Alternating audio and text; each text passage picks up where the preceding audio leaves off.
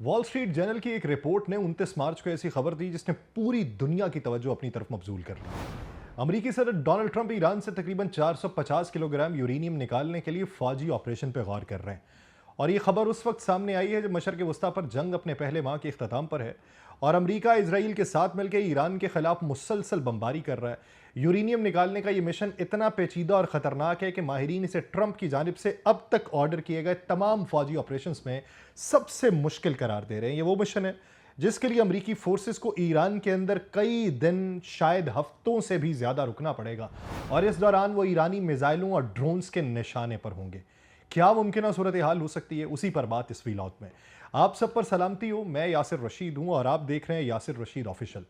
नाज़रीन, ये यूरेनियम कहाँ है? रिपोर्ट के मुताबिक ये यूरेनियम ईरान के दो अहम जौहरी मकामात के ऊपर मौजूद है। एस्फहान के जौहरी कॉम्प्लेक्स में एक जेर ज़मीन सुरंग में और नतान्स के जौहरी मरकज़ में एक ज़ख़ीरा अंदोज़ी की जगह पर।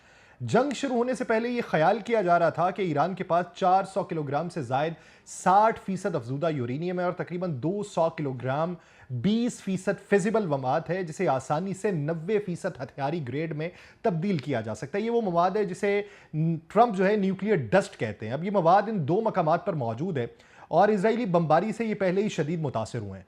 ट्रंप को अपनी जीत साबित करने के लिए क्या कुछ करना पड़ सकता है, यह सवाल इसलिए हमें कि ट्रंप ने जंग के आगाज में दावा किया था कि वह चंद हफ्तों में ईरान को घुटने टेकने पर मजबूर कर देंगे, लेकिन अब एक माह से जायद का अरसा गुजर चुका और ईरान ना सिर्फ खड़ा है बल्कि उसने अमरीकी और इजरायली असासों को शदीद नुकसान पहुंचाया है। ऐसी सूरत हाल में ट्रंप को अपने वादे पूरे करने के लिए ऐसे इकदाम करना होंगे जो जंग के पूरे मंजरनामे को बदल दें।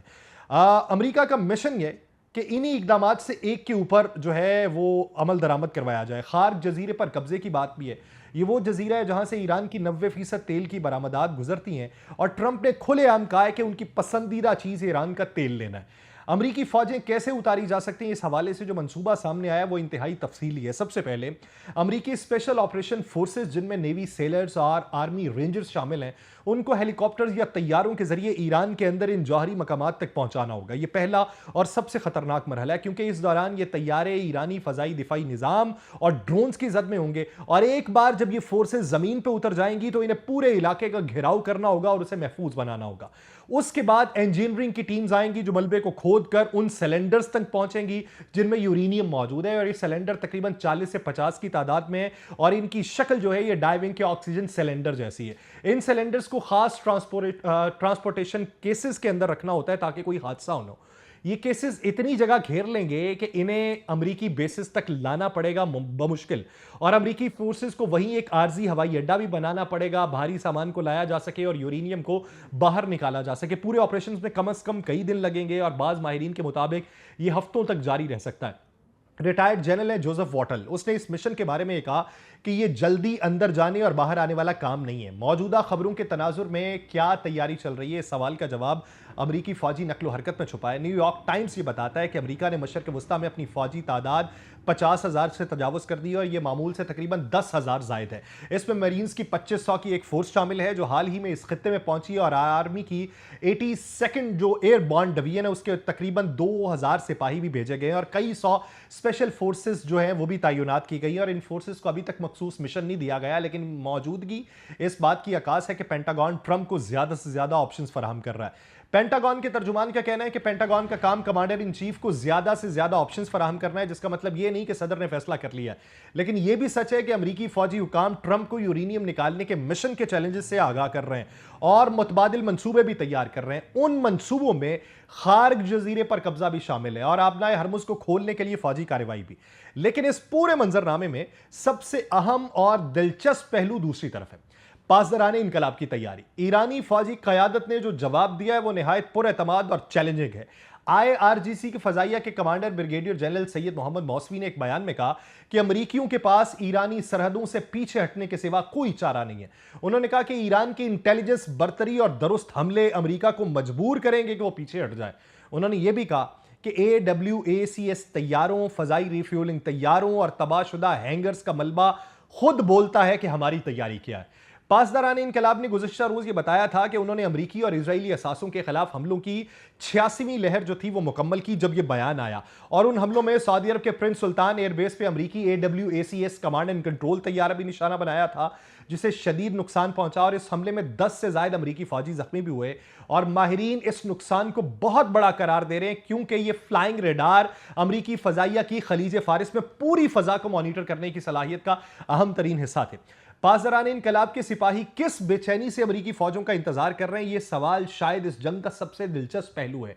बीबीसी के चीफ इंटरनेशनल कॉरेस्पॉन्डेंट जो हैं, उन्होंने इस बारे के अंदर यह कहा है कि पासदारान इनकलाब के सख्त गिर अनासिर उम्मीद कर रहे हैं कि ट्रंप यह कदम उठाए। उनकी पूरी हिकमत अमली अमेरिका की कीमत बढ़ाने के ऊपर मुनहसर है और अमेरिकी फौजियों को मारने से ज्यादा कीमत कोई और चीज नहीं बढ़ा सकती। ईरानी फौजी क़यादत बारहा यह कह चुकी कि हम अमेरिकी फौजियों का इंतजार कर रहे हैं और ईरान के पार्लियामान के स्पीकर मोहम्मद बाकिर कालिबाफ ने भी यह कहा कि अमेरिकी खुफिया तौर पर जमीनी हमले की मनसूबाबंदी कर रहे हैं, लेकिन ईरानी फौजें इंतजार कर रही हैं और तैयार हैं। ईरानी सिपाहियों की ट्रेनिंग के मराहिल जो है उसके ऊपर गौर करने की जरूरत है। यह सवाल इस वक्त अहम है जब ईरान ने गुज़श्ता कई दहाइयों में अपनी फौज को एक मुनफरिद ढांचे में ढाला है। पासदारान इनकलाब के जमीनी दस्तों की तादाद जो है वो 1.5 लाख से ज्यादा है, जिसमें बसीज नामी फोर्स भी शामिल है जो लाखों की तादाद में है। और उन सिपाहियों की ट्रेनिंग का पहला मरहला नजरियाती होता है, वो इनकलाब के तहफ़्फ़ुज़ के लिए तरबियत पाते हैं। दूसरा मरहला गोरेला वॉरफेयर की ट्रेनिंग है क्योंकि ईरान का फौजी डॉक्ट्राइन रिवायती जंग की बजाय गैर मुतनासिब जंग के ऊपर मबनी है। तीसरा मरहला छोटी छोटी यूनिट्स में काम करने की तरबियत है क्योंकि ईरान ने अपनी फौज को मौजिक डिफेंस डॉक्ट्राइन के तहत ही सेंट्रलाइज किया हुआ है। चौथा मरहला ईरान के साहिली इलाके और जजीरों की हिफाजत की तरबियत है। ईरानी सिपाहियों को छोटी छोटी तेज रफ्तार कश्तियों पर हमला करने की महारत दी जाती है और ये कश्तियां इतनी छोटी होती हैं कि अमेरिकी रेडार इन्हें पकड़ नहीं पाते और इतनी तेज होती हैं कि 2 बड़े जहाजों के करीब पहुंच के उन पर हमला कर सकती हैं। पांचवा मरहला जो है वो जमीनी जंग की तरबियत है। ईरान ने अपने पहाड़ों और जजीरों में जेर जमीन सुरंगें बना रखी हैं जहां से मिसाइल और ड्रोन लॉन्च किए जा सकते हैं। ईरानी जजीरों पे अमेरिकी फौजियों से बरतरी जो है वो ईरान को कैसे है, यह सवाल इसलिए अहम है कि ट्रंप ने खारिज जजीरे पर कब्जे की बात की और कहा है कि वो ईरान का तेल ले सकते हैं, लेकिन ईरानी जजीरों की हकीकत कुछ और है। खारिज जजीरा जो है वह ईरान के साहिल से सिर्फ 25 किलोमीटर दूर है। इतनी करीब से ईरानी फौजी जमीन से मिसाइल और ड्रोन दाग सकते हैं जो जजीरे पर मौजूद अमेरिकी फौजियों को निशाना बना सके। इसके अलावा जजीरे के गिर्द ईरान ने छोटी छोटी तेज रफ्तार कश्तियों का बेड़ा बनाया जो किसी भी बड़े जहाज को घेर सकती हैं और ईरानी फौजी उन जजीरों पर जेर जमीन सुरंगें बना चुके हैं जहां वो मिसाइल छुपा के रखते हैं।